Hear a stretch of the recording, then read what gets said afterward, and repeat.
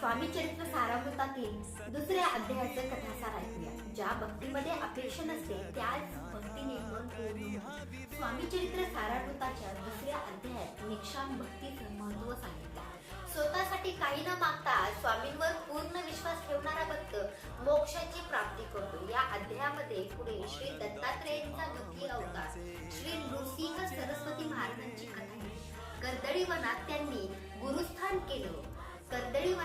गुरुस्थान केलं आणि लोककल्याणासाठी कार्य केलं. पुढे स्वामी महाराज स्वतः सांगतात की कलकत्ता, हरिद्वार, केदार क्षेत्र, गोदावरीचा काठ, मंगळवेढा, पंढरपूर अशा अनेक ठिकाणी फिरून ते अखेर अक्कलकोटला आले. हा अध्याय आपल्याला निष्काम भक्ती, विश्वास आणि शरणागती सांगतो.